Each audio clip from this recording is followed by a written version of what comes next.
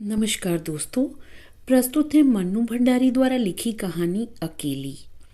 सोमा बुआ बुढ़िया है, सोमा बुआ परित्यक्ता है, सोमा बुआ अकेली है। सोमा बुआ का जवान बेटा क्या जाता रहा, उनकी अपनी जवानी चली गई। पति को पुत्र वियोग का ऐसा सदमा लगा कि वे पत्नी घर बार तज कर तीर्थवासी हुए और परिवार में कोई ऐसा सदस्य था नहीं जो उनके एकाकीपन को दूर करता। पिछले वर्षों से उनके जीवन की इस एक रास्ता में किसी प्रकार का कोई व्यवधान उपस्थित नहीं हुआ, कोई परिवर्तन नहीं आया। यूँ हर साल 1 महीने के लिए उनके पति उनके पास आकर रहते थे, पर कभी उन्होंने पति की प्रतीक्षा नहीं की, उनकी राह में आंखें नहीं बिछाईं। जब तक पति रहते उनका मन और भी मुरझाया हुआ रहता, क्योंकि पति के स्नेहहीन व्यापार का अंकुश उनके रोजमर्रा के जीवन के अबाध गति से बहती स्वच्छंद धारा को कुंठित कर देता। उस समय उनका घूमना फिरना, मिलना जुलना बंद हो जाता और सन्यासी जी महाराज से यह भी नहीं होता कि 2 मीठे बोल बोलकर सोमा बुआ को एक ऐसा संबल ही पकड़ा दे जिसका आसरा लेकर वह उनके वियोग के 11 महीने काट दे। इस स्थिति में बुआ को अपनी जिंदगी पास पड़ोस वालों के भरोसे ही काटनी पड़ती थी। किसी के घर मुंडन हो, छठी हो, जनेऊ हो, शादी हो या गमी, बुआ पहुंच जाती और फिर छाती फाड़कर काम करती, मानो वे दूसरों के घर में नहीं अपने ही घर में काम कर रही हो। आजकल सोमा बुआ के पति आए हुए हैं और अभी अभी कुछ कहा सुनी होकर चुकी है। बुआ आंगन में बैठी धूप खा रही है, पास रखी कटोरी से तेल लेकर हाथ में मल रही है और बड़बड़ा रही है। इस 1 महीने में अन्य अवयवों के शिथिल हो जाने के कारण उनकी जीभ ही सबसे अधिक सजीव और सक्रिय हो उठी है। तभी हाथ में एक फटी साड़ी और पापड़ लेकर ऊपर से राधा भाभी उतरी। क्या हो गया बुआ, क्यों बड़बड़ा रही हो? फिर सन्यासी जी महाराज ने कुछ कह दिया क्या? अरे मैं कहीं चली जाऊं सो ही इन्हें नहीं सुहाता। कल चौक वाले किशोरी लाल के बेटे का मुंडन था, सारी बिरादरी का न्योता था। मैं तो जानती थी कि यह पैसे का गरूर है कि मुंडन पर भी सारी बिरादरी को न्योता है, पर काम उन नई नवेली बहुओं से संभलेगा नहीं, सो जल्दी ही चली गई। हुआ भी वही, और सरक कर बुआ ने राधा के हाथ से पापड़ लेकर सुखाने शुरू कर दिए। एक काम गद से नहीं हो रहा था। अब घर में कोई बड़ा बूढ़ा हो तो बतावे, या कभी किया हो तो जाने। गीत वाली औरतें मुंडन पर बन्ना बन्नी गा रही थीं। मेरा तो हंसते हंसते पेट फूल गया और उसकी याद से ही कुछ देर पहले का दुख और आक्रोश घुल गया। अपने सहज स्वाभाविक रूप में वे कहने लगी, भट्टी पर देखो तो अजब तमाशा। समोसे कच्चे ही उतार दिए और इतने बना दिए कि 2 बार खिला दो, और गुलाब जामुन इतने कम कि एक पंगत में भी पूरे ना पड़े। उसी समय मैदा सानकर नए गुलाब जामुन बनाए। दोनों बहुएं और किशोरी लाल तो बेचारे इतने जश्न मना रहे थे कि क्या बताऊं। कहने लगे, अम्मा तुम ना होती तो आज भद उड़ जाती, तुमने लाज रख ली। मैंने तो कह दिया कि अरे अपने ही काम नहीं आवेंगे तो कोई बाहर से तो आवेगा नहीं, ये तो आजकल इनकी रोटी पानी का काम रहता है, नहीं तो मैं सवेरे से ही चली आती। तो सन्यासी महाराजा क्यों बिगड़ पड़े? उन्हें तुम्हारा आना जाना अच्छा नहीं लगता बुआ? यूँ तो मैं कहीं आऊँ जाऊँ सो ही इन्हें नहीं सुहाता, और फिर कल किशोरी के यहाँ से बुलावा नहीं आया। अरे मैं तो कहूँ कि घर वालों का कैसा बुलावा, वे लोग तो मुझे अपनी माँ से कम नहीं समझते, नहीं तो कौन भला यूँ भट्टी और भंडार घर सौंप दे। पर उन्हें अब कौन समझावे। कहने लगे, तू जबरदस्ती दूसरों के घर में टांग अड़ाती फिरती है।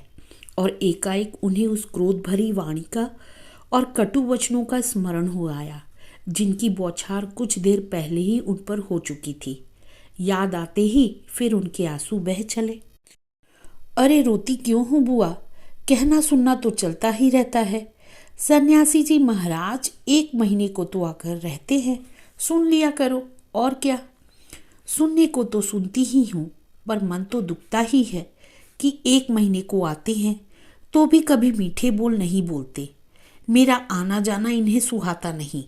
सो तू ही बता राधा, ये तो साल में 11 महीने हरिद्वार में रहते हैं।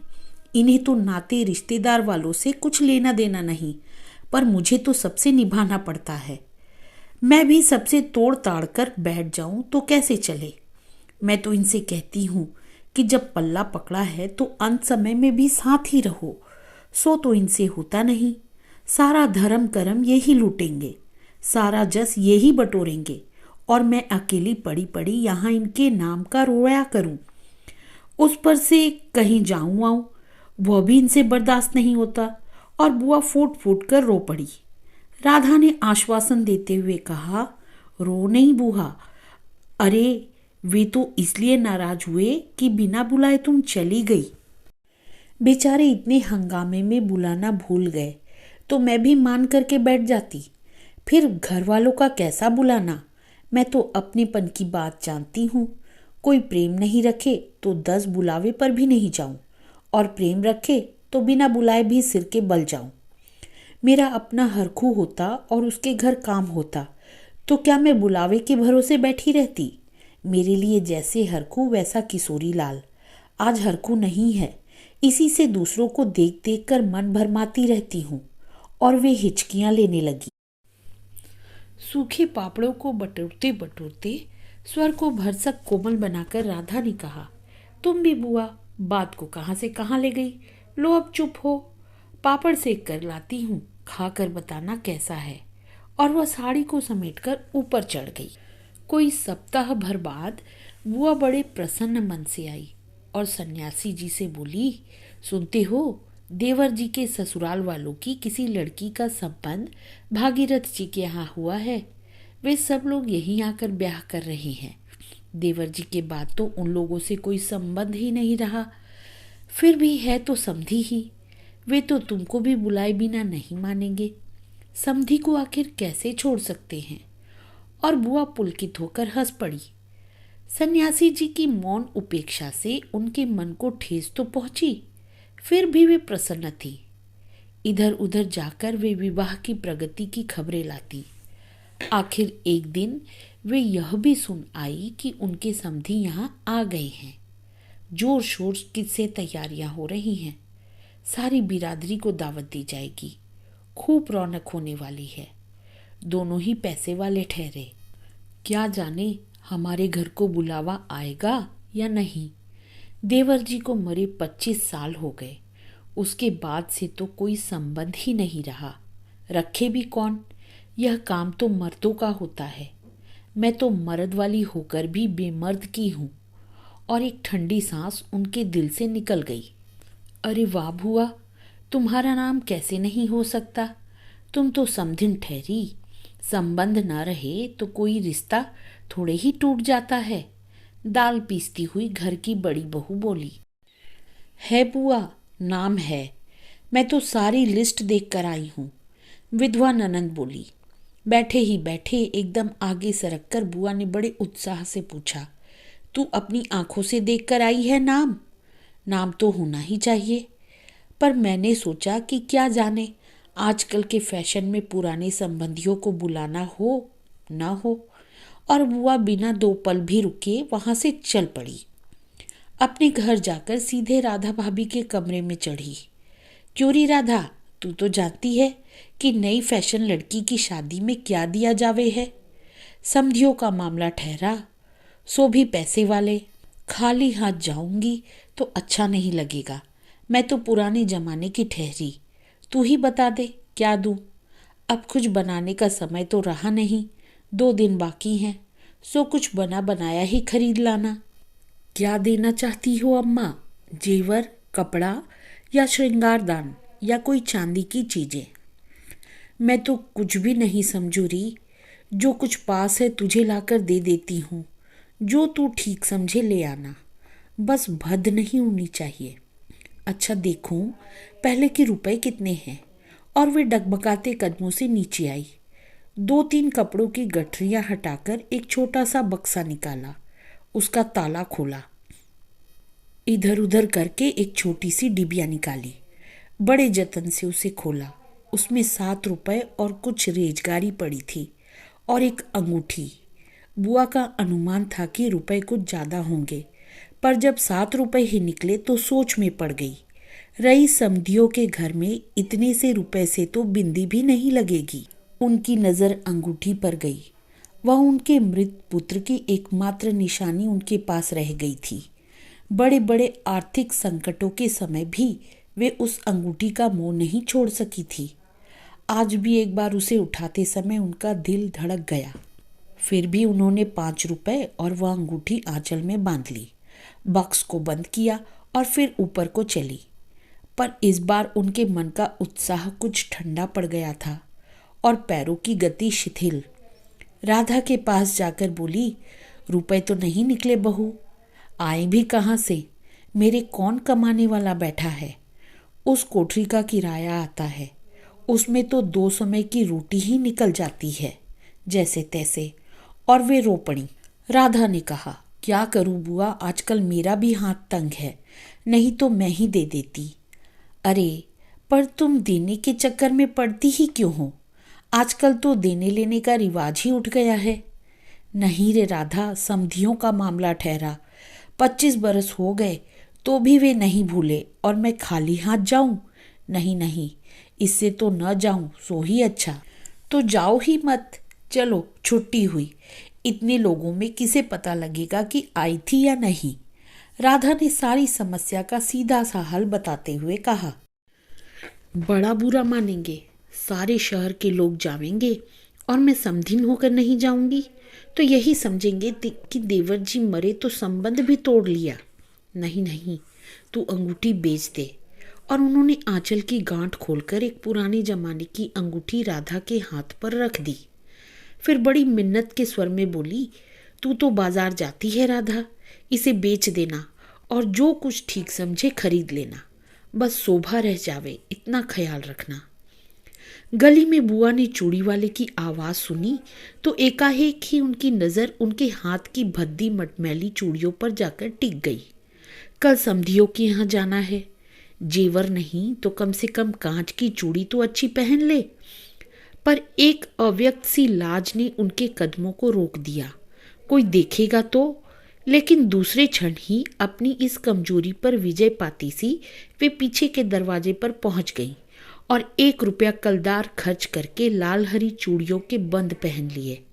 पर सारे दिन हाथों को साड़ी के आंचल से ढके ढके फिरी। शाम को राधा भाभी ने बुआ को चांदी की एक सिंदूरदानी, एक साड़ी और एक ब्लाउज का एक कपड़ा लाकर दे दिया।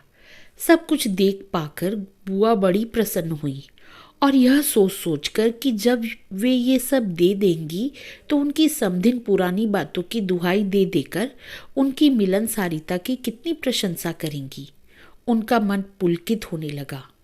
अंगूठी बेचने का गम भी जाता रहा। पास वाले बनिए के यहाँ से एक आने का पीला रंग लाकर रात में उन्होंने साड़ी रंगी। शादी में सफ़ेद साड़ी पहनकर जाना क्या अच्छा लगेगा? रात में सोई तो मन कल की ओर दौड़ रहा था। दूसरे दिन 9 बजते बजते खाने का काम समाप्त कर डाला। अपनी रंगी हुई साड़ी देखी तो कुछ जची नहीं। फिर ऊपर राधा के पास पहुंची।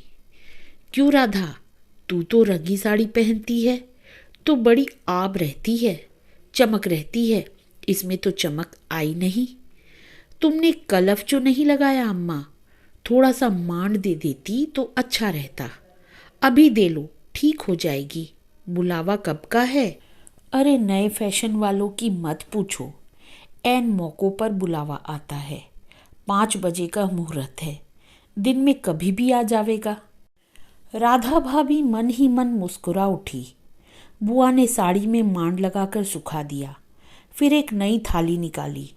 अपनी जवानी के दिनों में बुना हुआ क्रोशिये का एक छोटा सा मेजपोश निकाला। थाली में साड़ी, सिंदूरदानी, एक नारियल और थोड़े से बतासे सजाए। फिर जाकर राधा को दिखाया। सन्यासी महाराज सवेरे से इस आयोजन को देख रहे थे और उन्होंने कल से लेकर आज तक कोई 25 बार चेतावनी दे दी थी कि यदि कोई बुलोन ना आए तो चली मत जाना, नहीं तो ठीक नहीं होगा। हर बार बुआ ने बड़े ही विश्वास के साथ कहा, मुझे क्या बावली ही समझ रखा है जो बिना बुलाए चली जाऊंगी? अरे वह पड़ोस वालों की नंदा अपनी आंखों से बुलावे की लिस्ट में नाम देखकर आई है। और बुलाएंगे क्यों नहीं? शहर वालों को बुलाएंगे और समधियों को नहीं बुलाएंगे क्या? 3 बजे के करीब बुआ को अनमने भाव से छत पर इधर उधर घूमते देख राधा भाभी ने आवाज लगाई, गई नहीं बुआ? एकाएक चौंकते हुए बुआ ने पूछा, कितने बज गए राधा? क्या कहा? 3? सर्दी में तो दिन का पता नहीं लगता। बजे 3 ही हैं और धूप सारी छत पर से ऐसे सिमट गई मानो शाम हो गई हो। फिर एकाएक जैसे ख्याल आया कि यह तो भाभी के प्रश्न का उत्तर नहीं हुआ, तो जरा ठंडे स्वर में बोली, मुहूर्त तो 5 बजे का है, जाऊंगी तो 4 तक जाऊंगी, अभी तो 3 ही बजे हैं। बड़ी सावधानी से उन्होंने स्वर में लापरवाही का पुट दिया। बुआ छत पर से गली में नजर फैलाए खड़ी थी। उसके पीछे ही रस्सी पर धोती फैली हुई थी जिसमें कलफ लगा था और अभ्रक छिड़का हुआ था। अभ्रक के बिखरे हुए कण रह रहकर धूप में चमक जाते थे, ठीक वैसे ही जैसे किसी को भी गली में घुसता हुआ देख बुआ का चेहरा चमक उठता था। 7 बजे के धुंधलके में राधा ने ऊपर देखा तो छत की दीवार से सटी गली की ओर मुंह किए एक छाया मूर्ति दिखाई दी। उसका मन भर आया। बिना कुछ पूछे इतना ही कहा, बुआ सर्दी में खड़ी खड़ी यहाँ क्या कर रही हो? आज खाना नहीं बनेगा क्या? 7 तो बज गए। जैसे एकाएक नींद में से जागते हुए बुआ ने पूछा, क्या कहा? 7 बज गए। फिर जैसे अपने से ही बोलते हुए पूछा, पर 7 कैसे बज सकते हैं? मुहूर्त तो 5 बजे का था। और फिर एकाएक ही सारी स्थिति को समझते हुए स्वर को भरसक संयत बनाकर बोली, अरे खाने का क्या है, अभी बना लूंगी। 2 जनों का तो खाना है, क्या खाना और क्या पकाना। फिर उन्होंने सूखी साड़ी को उतारा, नीचे जाकर अच्छी तरह उसकी तह की, धीरे धीरे हाथों से चूड़ियाँ खोली, थाली में सजाया हुआ सारा सामान उठाया और सारी चीजें बड़े जतन से अपने एकमात्र सिंदूक में रख दी और फिर बड़े ही बुझे हुए दिल से अंगीठी जलाने लगी।